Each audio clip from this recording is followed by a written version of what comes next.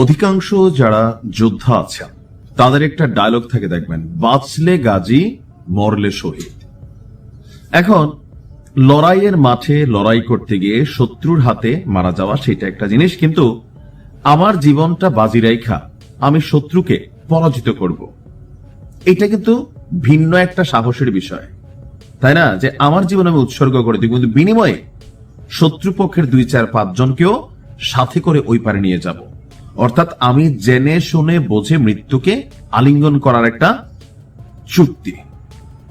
যখন ইরান এবং আমেরিকার মধ্যে যুদ্ধ অবশ্যম্ভাবী, যে কোনো সময় অভিযান চলবে, ইরানের জন্য এক অদ্ভুত সিদ্ধান্ত নিয়েছে ইরাক ভিত্তিক একটা বীরদের সংগঠন কাতাইব ...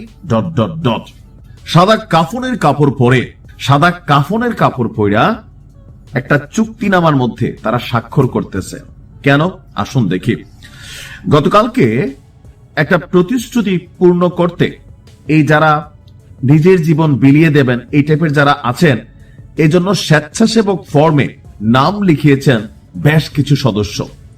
গোষ্ঠীটি বলছে তারা ইরানের জন্য এই যে আসন্ন যুদ্ধ অথবা যে কোনো সময় যে যুদ্ধ হবে সেই যুদ্ধে ইরানের জন্য, এই দেশটার জন্য বা ইসলামী প্রজাতন্ত্রের বিজয়ের জন্য নিজের জীবন উৎসর্গ করে দিতে তারা প্রস্তুত। আর এর জন্য রাষ্ট্র অথবা কোনো সিস্টেম যেন তাদেরকে দায়ী না করে, সেই জন্যই তারা এই ফর্মটাতে লিখে দিচ্ছেন। বীরদের কিছু সদস্য সাদা কাফনের কাপড় পরে স্বেচ্ছাসেবক ফর্মে স্বাক্ষর করেছেন। আর এই পদক্ষেপকে যে নিজের জীবন বিলিয়ে দেব, বিনিময়ে কিছু ওদেরকেও নিব, এই টাইপের এই ফর্মটা এটি আসে, যেখানে আমরা দেখছি যে এই গোষ্ঠীটি তাদের যোদ্ধা এবং সমর্থকদের ইরানের বিরুদ্ধে যে প্রতিক্রিয়া আসতে যাচ্ছে সেই প্রতিক্রিয়ায় ইরানকে সমর্থন জানানোর জন্য তারা এই বক্তব্য দিচ্ছেন। আর গোষ্ঠীটির যিনি মহাসচিব আছেন আবু হুসেইন, তিনি বলছেন, যদি যুক্তরাষ্ট্র ইরানের বিরুদ্ধে যুদ্ধ শুরু করেন, আমরা ইরানি জনগণের পাশে থাকব। এটি তাদের জন্য সহজ হবে না এবং যুক্তরাষ্ট্রকে এর জন্য একটা বড় ধরনের মূল্য দিতে হবে। বর্তমান পরিস্থিতি অঞ্চল জুড়ে সত্য ও মিথ্যার শক্তির মধ্যে নতুন সংঘাতের সূচনা করেছে। এই যুদ্ধে নেতৃত্ব দানকারী শক্তি হিসাবে আবির্ভূত হয়েছে। তিনি বলছেন যে কোনো পরিস্থিতিতে ইরাকের এই বীর গোষ্ঠী ইরান এবং তার জনগণের সঙ্গে থাকবে।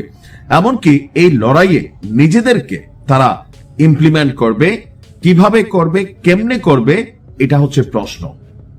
আপনারা অনেকে জানেন যে ইরান মধ্যপ্রাচ্য জুড়ে তাদের বেশ কিছু টিম অ্যাক্টিভ রাখছে। আমরা যাদেরকে বীর হিসেবে ডাকি, আমি ইয়েমেনে আছে, আমাদের বীরদের দেশে আছে, এর পাশাপাশি কাতারে আছে, বিভিন্ন দেশে তাদের কিন্তু এরকম বড়সড় অনেকগুলো টিম আছে।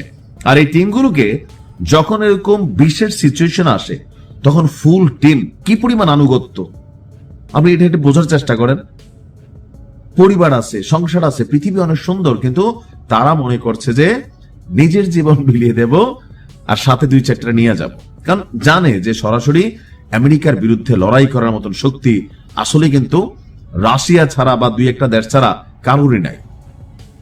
এখন তাদের এই যে মনোবল বা তাদের এই যে ইচ্ছা, আমি এটাকে ভিন্ন রকম একটা ফিল করলাম। তারপরেও সবচেয়ে বড় কথা হচ্ছে জয় পরাজয় আল্লাহর হাতে, আর নিজেদের যুদ্ধগত কৌশল প্রস্তুতির উপরে। ইরান ভালো জানে তলে তলে তাদের কি প্রস্তুতি আছে।